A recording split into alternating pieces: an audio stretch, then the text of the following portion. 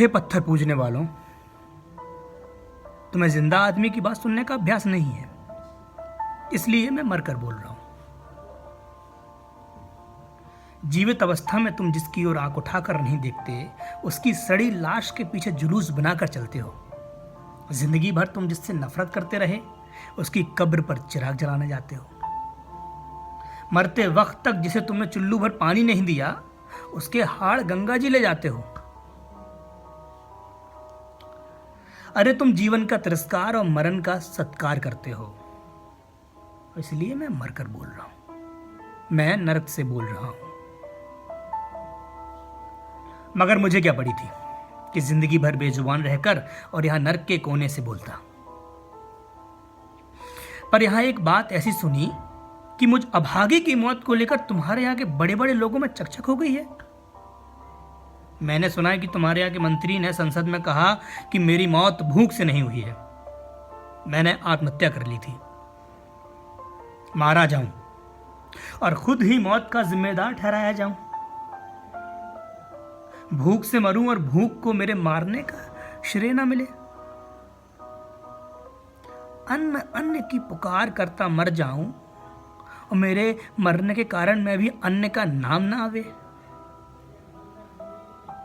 लेकिन खैर, मैं सब भी बर्दाश्त कर लेता।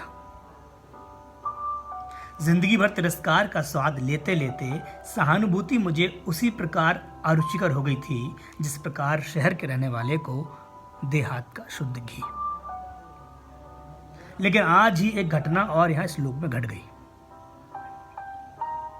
हुआ यह कि स्वर्ग और नरक को जो दीवार अलग करती है, उसकी सेंध में से आज सवेरे मेरे कुत्ते ने मुझे देखा और कुर कुर करके प्यार जताने लगा।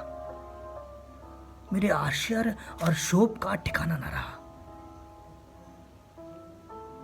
कि मैं यहां नरक में और मेरा कुत्ता उस ओर स्वर्ग में। यह कुत्ता मेरा बड़ा प्यारा कुत्ता, युधिष्ठिर के कुत्ते से अधिक।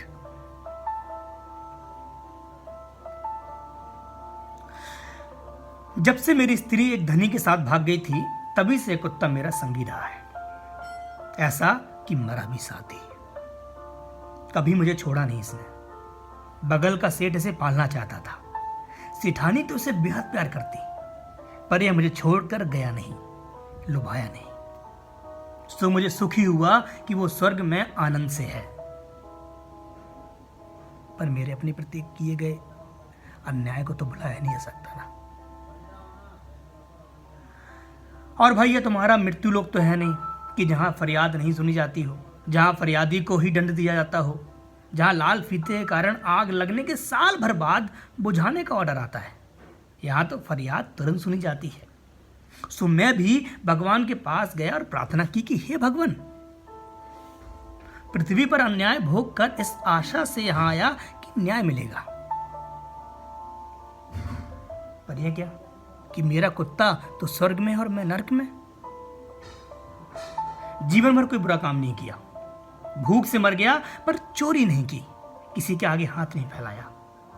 और यह कुत्ता जैसे कुत्ता होता है वैसा ही तो है।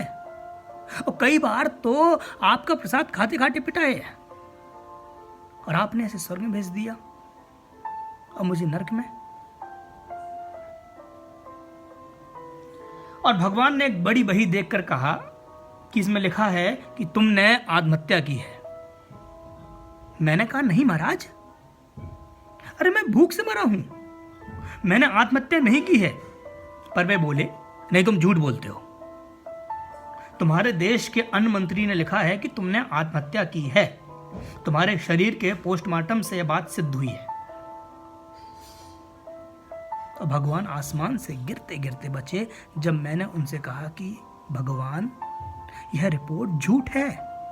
अरे मेरा पोस्टमार्टम हुआ ही नहीं है। अरे मैं तो जला दिया गया था। इसके 10 दिन बाद संसद में प्रश्नोत्तर हुए तो क्या मेरी राख का पोस्टमार्टम हुआ?